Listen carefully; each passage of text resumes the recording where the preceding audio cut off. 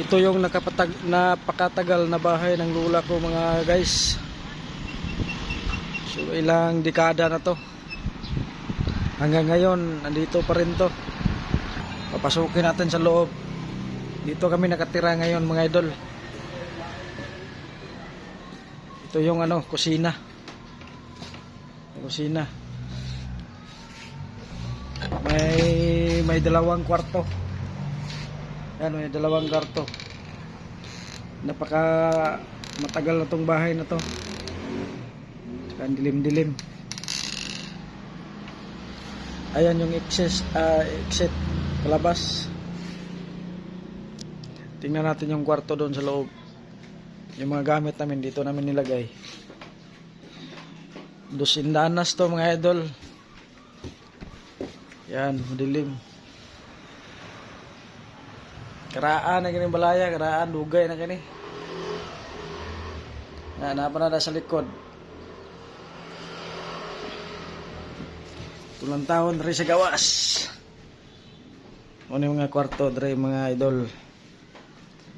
Ngit kayo. Dre sa pikas. Meron yung dito sa kabila. Ayan. Since ano pa to, 1920.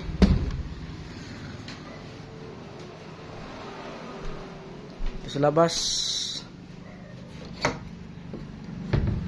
Tingnan natin sa labas. Yan, ito yung labas.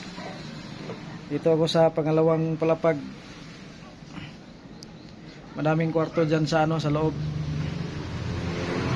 Ito, kwarto din to.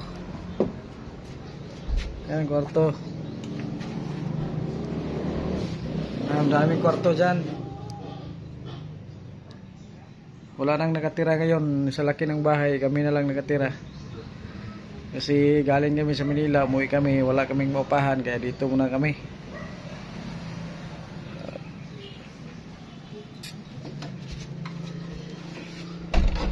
Ito din, kwarto din to sa pero yan, sinira. Ito yung labas ng bahay. May mga saging. Yan. Mga puno ng saging saka niyog. May nakatira din dyan sa sa harap. Mga kapitbahay. Pasok kayo ulit sa loob.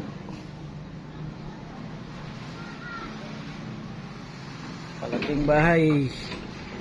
Pero kami lang nakatira.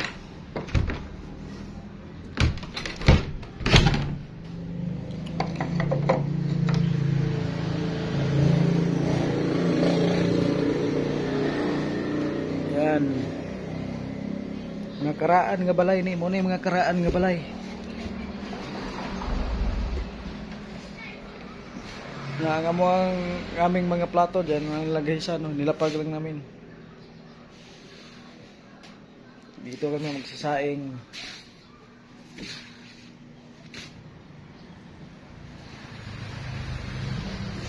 Yung larawan napakaluma na. Tagal na yung mga idol.